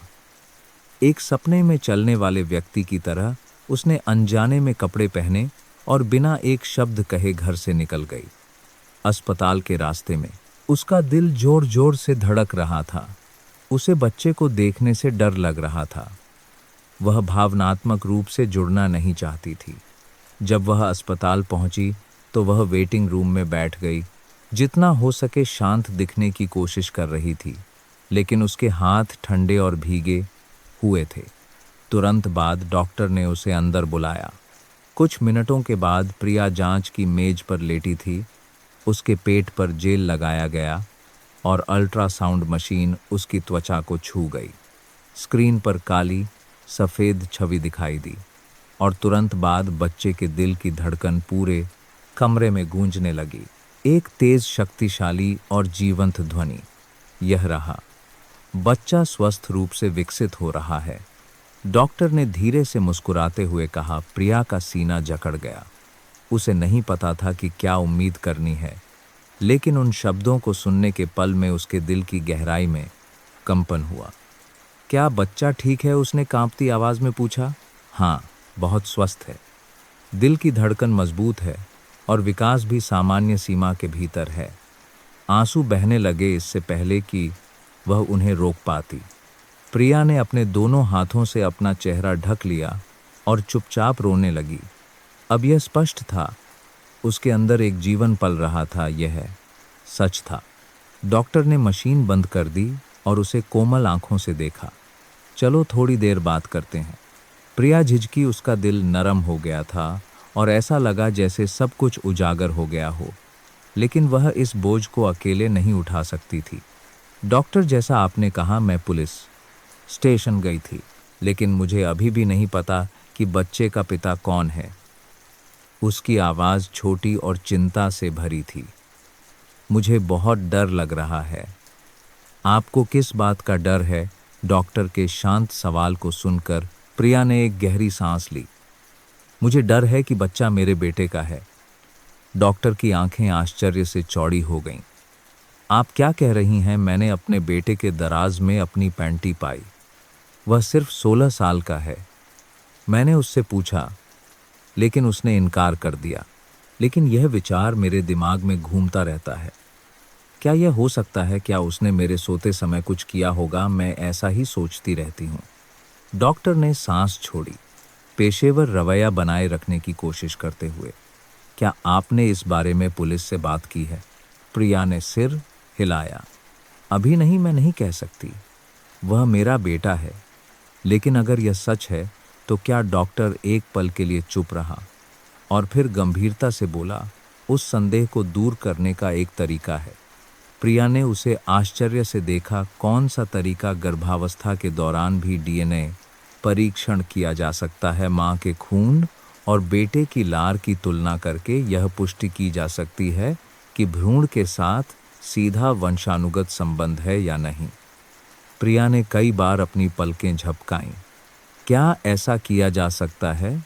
हाँ, यह एक सुरक्षित प्रक्रिया है। परिणाम आमतौर पर 2 सप्ताह के भीतर आ जाते हैं। उसे अपने पूरे शरीर में एक राहत का एहसास हुआ। शायद इस परीक्षण के माध्यम से वह अपने सबसे भयानक डर से छुटकारा पा सकती थी। भले ही यह सभी समस्याओं का समाधान न करे, लेकिन कम से कम वह एक सबसे भयानक संदेह को दूर कर सकती थी। मैं परीक्षण करवाना चाहती हूँ, उसने अपने आंसू पोंछते हुए दृढ़ता से कहा। ठीक है, हम अभी शुरू कर सकते हैं। अगर आपको अपने बेटे का लार का नमूना लेने में कठिनाई हो तो हमें बताएं, हम सहायता कर सकते हैं। प्रिया ने सिर हिलाया। मैं यह कर सकती हूँ। मैं उसके सोते समय चुपके से ले लूंगी। डॉक्टर ने सावधानी से नोट्स लिए। हम इसे सबसे शांत और सतर्क तरीके से करेंगे। उस दोपहर क्लिनिक से निकलने के तुरंत बाद प्रिया सीधे निर्दिष्ट आनुवंशिक परीक्षण केंद्र गई। वह देरी नहीं करेंगे सकती थी, वह सच जानना चाहती थी। केंद्र का वेटिंग रूम ठंडा और शांत था। उसने अपने कांपते हाथों को कसकर पकड़ लिया और इंतजार करने लगी। तुरंत बाद एक कोमल आवाज और स्थिर हाथों वाली एक नर्स ने उसका नाम पुकारा। खून लेना बहुत सरल था और कोई समस्या नहीं थी। यह गाल के म्यूकोसा का नमूना लेने के लिए स्वैब है। नर्स ने समझाया और उसे एक छोटी ट्यूब दी जिसमें एक सीलबंद कॉटन स्वैब था। आपको बस इसे गाल के अंदर रगड़ना है और कल सुबह हमें वापस लाना है। प्रिया ने चुपचाप सिर हिलाया और उसने सावधानी से उस ट्यूब को अपने बैग में रख लिया। ऐसा महसूस हुआ जैसे वह अपने हाथ में एक जलता हुआ रहस्य पकड़े हुए हो। घर के रास्ते में उसका दिल पागलों की तरह धड़क रहा था। शांत रहना था। जो करना था उसे करने के लिए हिम्मत चाहिए थी। जब वह देर दोपहर घर पहुंची तो रोहन लिविंग रूम के सोफे पर बैठा था, वीडियो गेम पर ध्यान केंद्रित किए हुए, जैसे कुछ हुआ ही न हो। प्रिया उसे दूर से देखती रही। वह उसकी आंखों में सीधे देखने की हिम्मत नहीं कर सकी। उसे अपने बेटे पर शक करने का बहुत अफसोस था, लेकिन वह उस संदेह को अपने दिमाग को नष्ट नहीं करने दे सकती थी। उसने देर रात तक इंतजार किया। जब सब कुछ शांत हो गया तो रोहन ने नींद में गुड़सात किया। नाइट, माँ कहा और अपने कमरे में चला गया। प्रिया ने सिर हिलाकर जवाब दिया, लेकिन उसका दिल तेजी से धड़क रहा था। उसने घड़ी देखी, बस समय बीतने का इंतजार कर रही थी। वह तभी कार्रवाई कर सकती थी जब उसे यकीन हो जाए कि वह गहरी नींद में सो गया है। सुबह 4 बजे प्रिया ने सावधानी से कंबल हटाया और उठ खड़ी हुई। वह ठंडे फर्श पर नंगे पैर चली और सीढ़ियों से नीचे उतरी। उसकी जेब में गाल के म्यूकोसा का नमूना लेने वाली ट्यूब थी। जब वह रोहन के कमरे के सामने रुकी तो दरवाज़ा थोड़ा खुला था। बाहर से स्ट्रीट लाइट की रोशनी पर्दों से छनकर आ रही थी, लड़के के चेहरे पर धुंधली रोशनी डाल रही थी। रोहन करवट लेकर लेटा था, शांति से सो रहा था। उसकी सांसें नियमित थीं। यह दृश्य देखकर प्रिया का दिल दुखने लगा। यह बच्चा वह बेटा था जो बुरे सपने आने पर उसकी गोद में दुबक जाता था। वह ऐसे बच्चे को इतनी भयानक चीज से कैसे जोड़ सकती थी? लेकिन दराज में छिपी पैंटी की छवि अभी भी उसे परेशान कर रही थी। उसे निश्चितता चाहिए थी। कांपते हाथों से उसने ट्यूब खोली और सावधानी से कॉटन स्वैब निकाला। उसने अपनी सांस रोकी, दबे पांव पास गई और धीरे से रोहन के गाल के अंदर रगड़ा। रोहन थोड़ा हिला और अपना चेहरा थोड़ा घुमाया, लेकिन सोता रहा। प्रिया ने जल्दी से कॉटन स्वैब को ट्यूब में डाला और उसे कसकर बंद कर दिया। फिर वह चुपचाप कमरे से निकल गई और दरवाज़ा बंद कर दिया। अपने कमरे में वापस आकर वह बिस्तर पर बैठ गई। उसका पूरा शरीर कांप रहा था। वह और नहीं सो सकी। जब सूरज उगा तो प्रिया ने अपना बैग लिया और चुपचाप घर से निकल गई। उसने रोहन से बात करने से परहेज किया। गाड़ी चलाते समय उसका दिल उसकी छाती से बाहर निकलने को था। जैसे ही वह परीक्षण केंद्र पहुंची, उसने नमूना जमा कर दिया और कर्मचारी ने कहा कि परिणाम 8 दिनों में आ जाएगा। वह थके हुए पैरों से चली गई। इंतजार का बोझ बहुत भारी था। घर आकर प्रिया ने सामान्य रूप से खाना बनाया, सफाई की, ऐसे व्यवहार किया जैसे कुछ हुआ ही न हो। लेकिन उसके दिमाग में केवल संख्या 8 दिन थी। वह उस संख्या को एक मंत्र की तरह बुदबुदाती रही, उम्मीद करती रही कि समय तेजी से बीतेगा। जब वह सब्जियां काट रही थी तो दरवाजे की घंटी बजी। वह चौंक गई, चाकू नीचे रखा और दरवाज़ा खोला। दरवाजे पर इंस्पेक्टर वर्मा और एक अन्य पुलिस अधिकारी थे। नमस्ते प्रिया जी, क्या हम थोड़ी देर बात कर सकते हैं? इंस्पेक्टर वर्मा ने गंभीर आवाज में कहा। प्रिया को अपनी रीढ़ में ठंडक महसूस हुई, लेकिन उसने सिर हिलाया और उन्हें घर में आमंत्रित किया। उसने शांत दिखने की कोशिश की, लेकिन उसकी आवाज में चिंता स्पष्ट थी। क्या आपको कोई सुराग मिला है? इंस्पेक्टर वर्मा ने सिर हिलाया। हमने आसपास की सभी सड़कों के सभी सुरक्षा कैमरों की जांच की है। जबरन घुसने या किसी संदिग्ध व्यक्ति का कोई निशान नहीं है। और पड़ोसियों ने भी पुष्टि की है कि आपके यहाँ बहुत कम मेहमान आते हैं। पुलिस के हर शब्द उसके सीने पर एक बोझ की तरह थे। अगर कोई नहीं आया तो कौन था?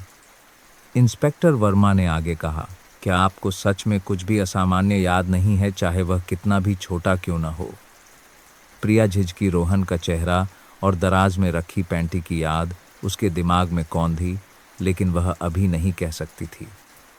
उसका बेटा सुन सकता था और उसके पास कोई सबूत भी नहीं था। उसने एक गहरी सांस ली और झूठ बोला, नहीं, कुछ खास नहीं, बस एक दिन अचानक मुझे ठीक नहीं लगा। इंस्पेक्टर वर्मा ने उसे ऐसे देखा जैसे वह उसके भावों को पढ़ना चाहता हो, लेकिन उसने और कुछ नहीं पूछा। अगर आपको बाद में कुछ याद आए तो हमें ज़रूर बताएं। अब हमारे पास सुरागों की कमी हो रही है।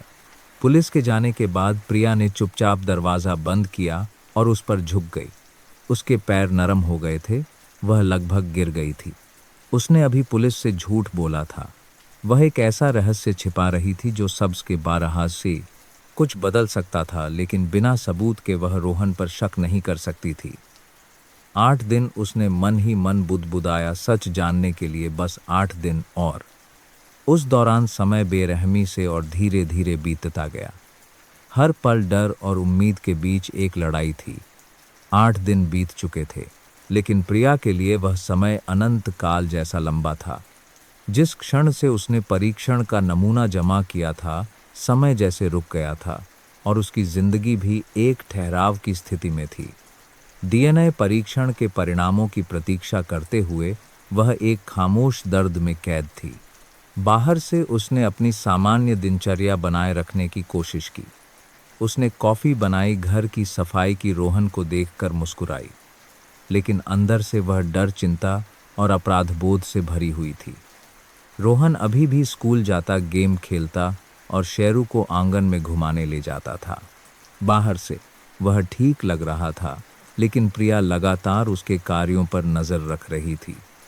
दराज में रखी पैंटी की याद अभी भी उसे परेशान कर रही थी और वह निश्चित नहीं थी कि इसका वास्तव में क्या मतलब है।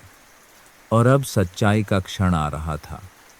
उस सुबह जब प्रिया कॉफ़ी बना रही थी तो फ़ोन बजा। स्क्रीन पर परीक्षण केंद्र का नाम दिखाई दिया और उसका दिल तेज़ी से धड़कने लगा।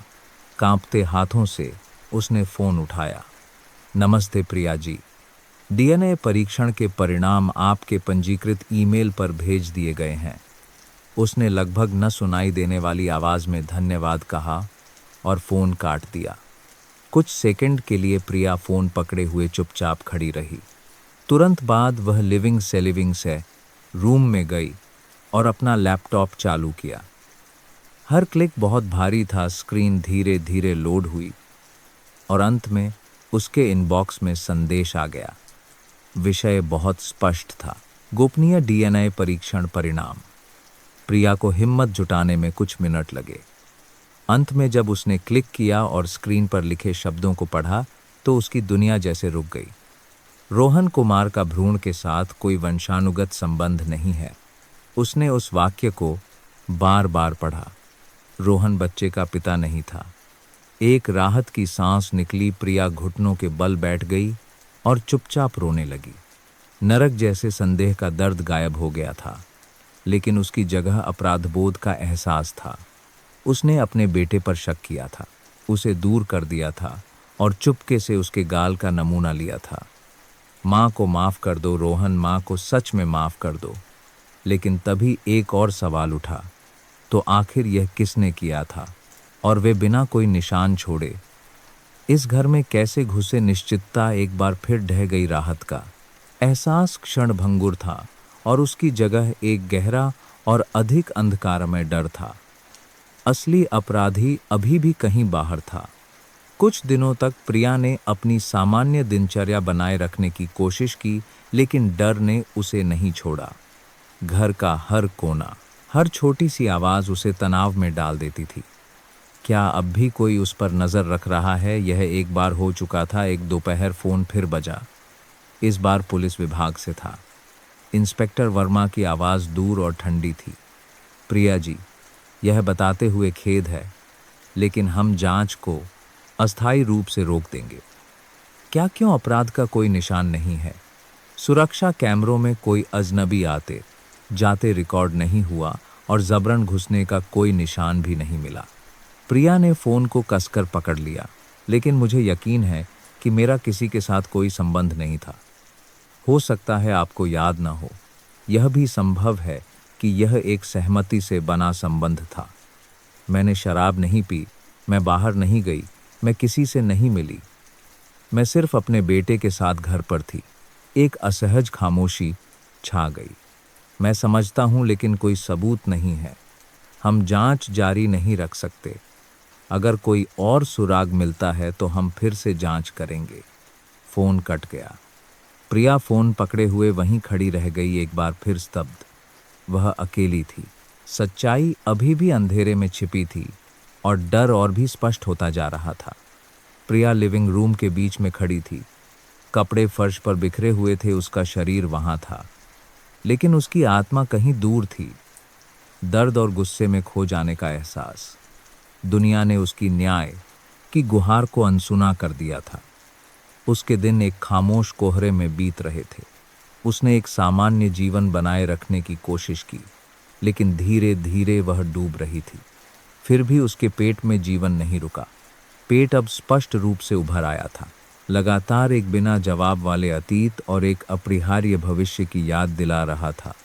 5 महीने की गर्भवती बच्चा और भी स्वस्थ हो रहा था, अपनी जीवन शक्ति दिखा रहा था। शुरुआत में उसने गर्भपात पर भी विचार किया था। वह सब कुछ मिटा देना चाहती थी, जैसे कभी हुआ ही न हो। लेकिन समय बीतता गया और जिस क्षण से उसने बच्चे की पहली लात महसूस की, कुछ बदलना शुरू हो गया था। वह जीवन एक निर्दोष प्राणी था। प्रिया को एक खामोश जुड़ाव और हर हरकत से एक छोटी लेकिन स्पष्ट उम्मीद महसूस होने लगी। और अंत में बच्चे के लिंग का पता लगाने के लिए अल्ट्रासाउंड का दिन आ गया। उसका दिल पहले से शांत था। अभी भी डर था, लेकिन उसके अंदर स्वीकृति और स्वागत भी था। जांच की मेज पर लेटे हुए प्रिया ने अपने पेट पर ठंडे जेल की परत महसूस की। अल्ट्रासाउंड मशीन धीरे धीरे घूमी और स्क्रीन पर छवि दिखाई दी। बच्चे के दिल की तेज और शक्तिशाली धड़कन पूरे कमरे में गूंज उठी। बच्चा बहुत स्वस्थ रूप से विकसित हो रहा है, डॉक्टर ने धीरे से मुस्कुराते हुए कहा। प्रिया ने अपने आंसू रोकने की कोशिश की। एक कीमती छोटा शरीर स्क्रीन पर स्पष्ट रूप से दिखाई दे रहा था, जोर जोर से हिल रहा था। क्या आप लिंग जानना चाहती हैं? डॉक्टर ने पूछा। प्रिया ने चुपचाप सिर हिलाया। डॉक्टर ने मशीन को समायोजित किया और ध्यान केंद्रित किया। यह एक लड़की है। प्रिया ने अपने दोनों हाथों से अपना चेहरा ढक लिया, आंसू बह निकले। यह एक लड़की थी, एक बेटी, एक रहस्यमय और साथ ही प्यार से भरा जीवन उसके अंदर पल रहा था। उस पल में सभी डर, सभी संदेह भूल गए।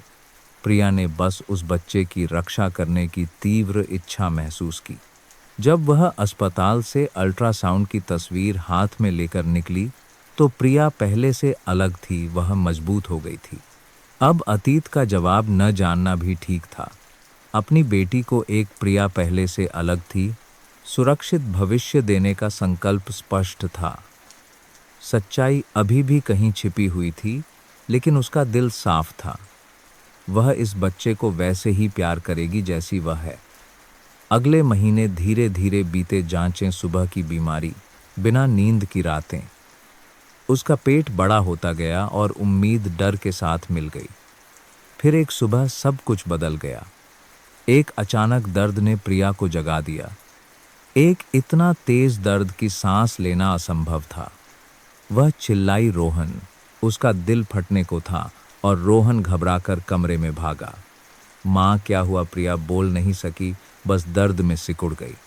तेज और जल्दी जल्दी संकुचन आने लगे। रोहन ने कांपती आवाज में एम्बुलेंस को फोन किया। इस बीच एक गर्म तरल उसकी दोनों टांगों के बीच बह गया। पानी की थैली फट गई थी, बच्चा जन्म लेने वाला था। कुछ मिनटों के बाद एम्बुलेंस का सायरन गूंजा, गली की शांति को भंग कर दिया। 2 पैरामेडिक्स जल्दी से अंदर आए और सावधानी से प्रिया को उठाया। उसने रोहन का हाथ कसकर पकड़ लिया। सब ठीक हो जाएगा माँ, रोहन ने कहा, अपने कांपते दिल को छिपाने की कोशिश करते हुए। मैं तुमसे प्यार करती हूँ बेटा, प्रिया फुसफुसाई, मुस्कुराने की कोशिश करते हुए। मैं भी आपसे प्यार करता हूँ माँ। प्रिया को स्ट्रेचर पर रखा गया और एम्बुलेंस में ले जाया गया। दर्द और भी तेज होता जा रहा था और उसका पूरा शरीर कांप रहा था, लेकिन वह जानती थी कि जल्द ही उसकी सारी हिम्मत का कारण जन्म लेने वाला था। अस्पताल का रास्ता एक भ्रमित और डरावने सपने जैसा था। सायरन की आवाज और पैरामेडिक्स के तेज निर्देश आपस में मिल गए और प्रिया ने जितना हो सके शांत रहने की कोशिश की। उसकी बेटी जन्म लेने वाली थी, उसे मजबूत होना था। जैसे ही वे अस्पताल पहुंचे, मेडिकल टीम ने उसे डिलीवरी रूम में स्थानांतरित कर दिया। सब कुछ पलक झपकते ही हो गया। गर्भाशय पूरी तरह से खुल गया है। बच्चा बस आने ही वाला है, डॉक्टर ने दस्ताने पहनते हुए कहा। प्रिया को सांस लेने में भी मुश्किल हो रही थी। उसका पूरा शरीर जल रहा था, दिमाग घूम रहा था और आंखें खोलना भी मुश्किल हो रहा था। धक्का लगाओ प्रिया जी, आप यह कर सकती हैं। डॉक्टर के चिल्लाने पर प्रिया ने बिस्तर के किनारे को कसकर पकड़ लिया, अपनी पूरी ताकत से चिल्लाई और बच्चे को बाहर धकेला। लगभग असहनीय दर्द में वह रुकी नहीं। उसने अपनी पूरी ताकत से धक्का दिया और फिर अचानक एक तीखी रोने की आवाज पूरे कमरे में गूंज उठी। यह एक लड़की है, डॉक्टर ने नवजात शिशु को उठाते हुए कहा। बहुत स्वस्थ है। प्रिया ने अपने पूरे शरीर में ताकत खत्म महसूस की और बिस्तर पर गिर गई, आंसू बह निकले। इस बार खुशी के थे। नर्स ने सावधानी से बच्चे को उसकी छाती पर रखा। एक छोटा गर्म प्राणी, गुलाबी त्वचा, आंखें बंद और चुपचाप सांस ले रहा था।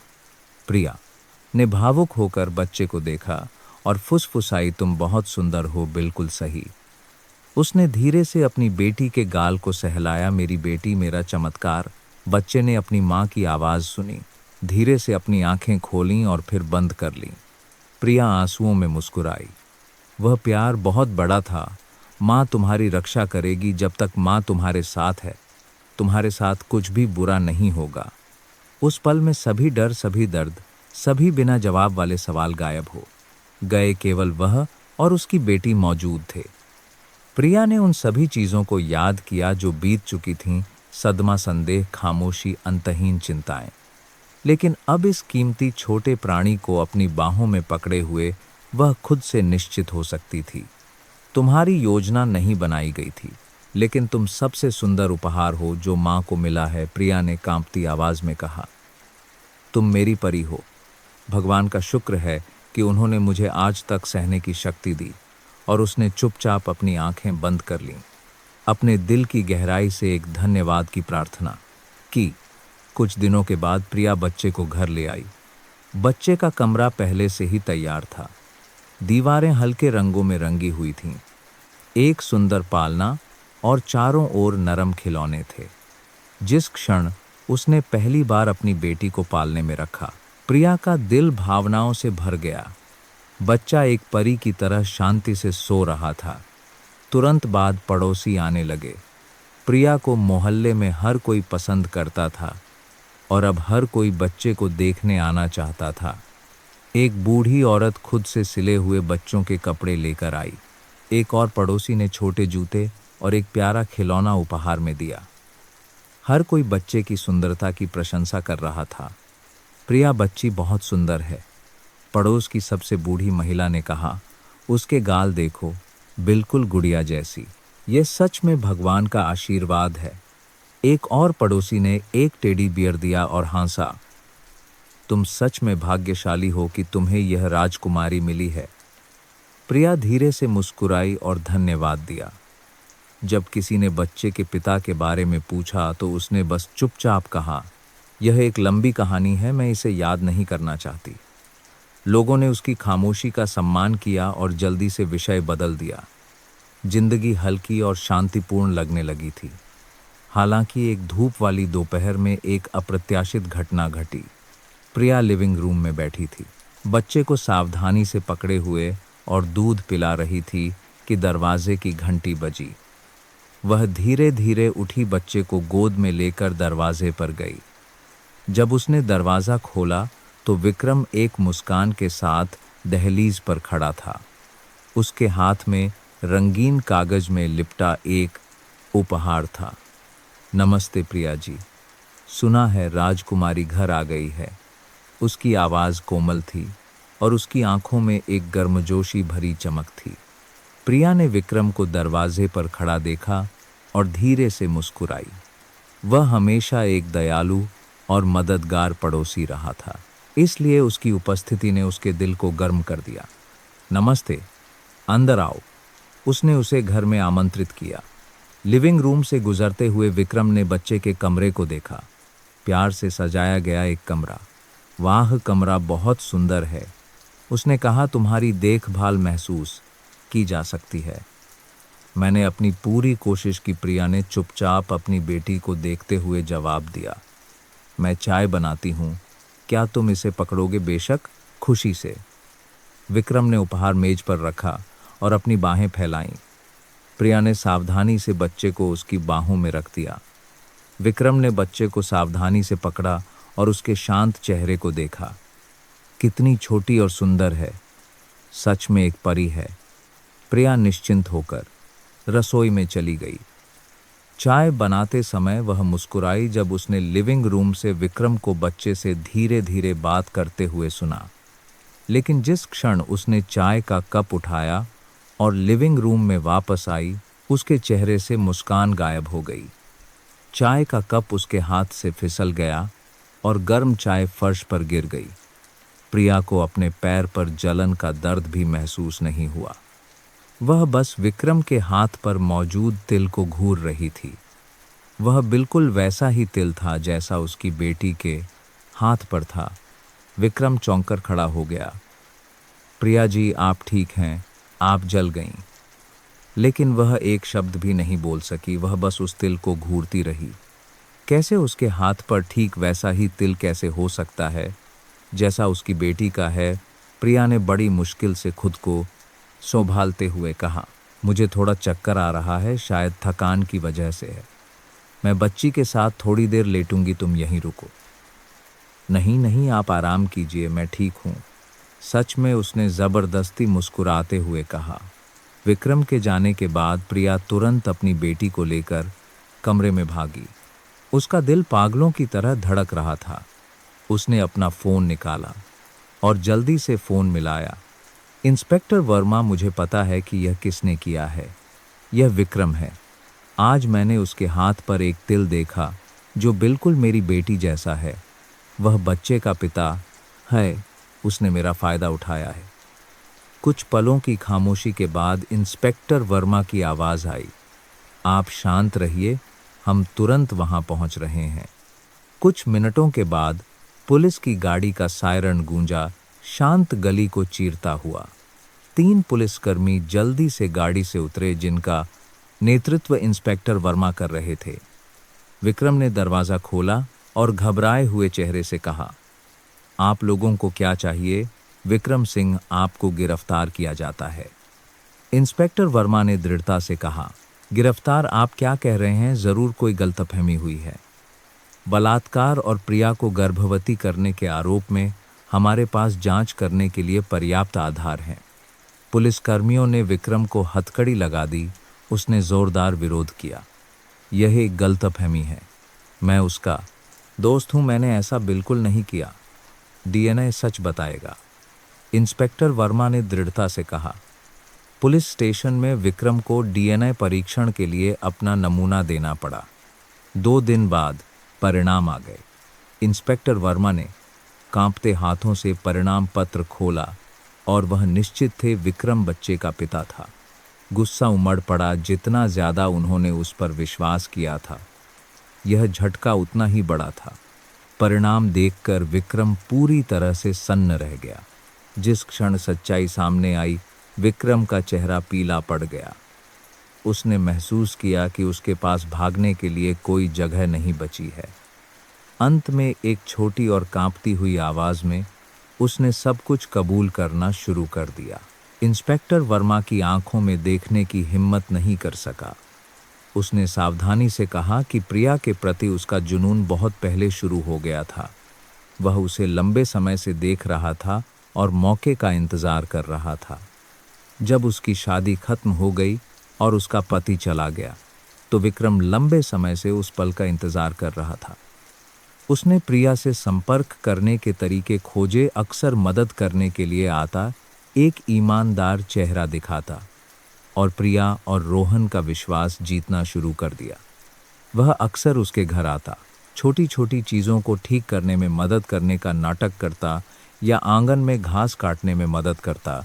और एक दिन जब प्रिया ध्यान नहीं दे रही थी, उसने चुपके से पिछले दरवाजे की चाबी ले ली, एक प्रतिलिपि बनाई और उसे वापस रख दिया, जैसे कुछ हुआ ही न हो। उस चाबी से वह बिना किसी को पता चले उसके घर में आ जा सकता था। पिछले दरवाजे पर कोई कैमरा नहीं था और घर के पीछे एक घना झाड़ीदार खाली मैदान था। विक्रम ने सावधानी से पेड़ों के बीच एक गुप्त रास्ता साफ कर लिया था और वह रास्ता प्रिया के घर की बाड़ तक जाता था। यह सब एक सोची समझी साजिश थी। मौका एक गर्मी के दिन आया। वह दिन था जब प्रिया ने उसे एक टपकते नल को ठीक करने में मदद करने के लिए कहा था। उस दिन रोहन अपने पिता के घर पर था और शेरू विक्रम से परिचित हो गया था, क्योंकि वह हमेशा स्नैक्स लेकर आता था। मरम्मत के दौरान विक्रम ने जानबूझकर कहा कि उसे प्रिया को एक कमरे में ले जाने के लिए एक विशेष उपकरण की आवश्यकता है। इस बीच उसने उसके जूस के गिलास में पहले से तैयार की हुई नींद की गोलियां मिला दी। प्रिया ने बिना किसी शक के वह गिलास पी लिया और काम पूरा करने के बाद उसने सामान्य रूप से नमस्ते कहा और घर चला गया। कुछ घंटों बाद जब रात हुई तो विक्रम गुप्त रास्ते से आया, चुपचाप बाड़ पर चढ़ गया और नकल की हुई चाबी से पिछला दरवाज़ा खोला। शेरू ने परिचित चेहरा देखकर अपनी पूंछ हिलाई। वह चुपचाप सीढ़ियों से ऊपर गया, प्रिया के कमरे में जो बेहोश थी, और वह पूरी रात उस कमरे में रहा जैसे कुछ हुआ ही न हो। वह सुबह होने पर उसी रास्ते से चला गया। जब उसे पता चला कि प्रिया गर्भवती है तो विक्रम गहरे सदमे में था। उसे उम्मीद थी कि वह गर्भपात करा लेगी, लेकिन उसने ऐसा नहीं किया। यह डर कि बच्चा उसका हो सकता है बढ़ता गया। विक्रम ने फिर से घर आकर स्थिति को मैनिपुलेट करने की कोशिश की। उसने प्रिया की एक पैंटी ली और उसे चुपके से रोहन के दराज में छिपा दिया, ताकि अगर कोई शक पैदा हो तो जिम्मेदारी रोहन पर आ जाए। लेकिन सभी योजनाएं गलत हो गईं। गर्भावस्था जारी रही, बच्चा पैदा हो गया और उस बच्चे के पास बिल्कुल वैसा ही तिल था जैसा विक्रम के पास था। कबूलनामे के खत्म होने के बाद इंस्पेक्टर वर्मा चुपचाप बैठे रहे। उनके दिल में गुस्सा और घृणा उमड़ रही थी। अंत में सच्चाई सामने आ गई थी। विक्रम को औपचारिक रूप से गिरफ्तार कर लिया गया और न्याय ने अंततः अपना दरवाज़ा खोलना शुरू कर दिया। जब प्रिया ने वह सच्चाई सुनी तो उसका दिल टूटने को था। वह व्यक्ति था जिस पर उसने विश्वास किया था, जिसके लिए उसने अपना घर और अपना दिल खोला था। यह सच्चाई कि उसके साथ इतनी बेरहमी से विश्वासघात किया गया था, सहन करना मुश्किल था। हालांकि जब उसने अपनी सोती हुई बेटी को देखा तो प्रिया ने एक ऐसी ताकत महसूस की जो वह खुद भी नहीं जानती थी कि उसके पास है। उस बच्चे की कोई गलती नहीं थी। एक निर्दोष प्राणी, वह तिल जो कभी डर का प्रतीक था, अब सच्चाई और साहस का प्रतीक महसूस हो रहा था। प्रिया ने महसूस किया कि अब उसे भविष्य के लिए जीना है, अतीत के लिए नहीं। रोहन का समर्थन जो हमेशा उसके साथ था और उसकी बेटी की मासूम मुस्कान ने उसे आशा दी। विश्वासघात का घाव आसानी से भरने वाला नहीं था, लेकिन बच्चे की हर मुस्कान धीरे धीरे उस दर्द को ढक रही थी। विक्रम को कानून की सज़ा भुगतनी पड़ी और देर से ही सही न्याय हुआ। अगर आप प्रिया की जगह होते तो आप क्या करते? क्या आप शुरू से ही सब कुछ पुलिस को बता देते? हमें अपनी राय कमेंट सेक्शन में बताएं।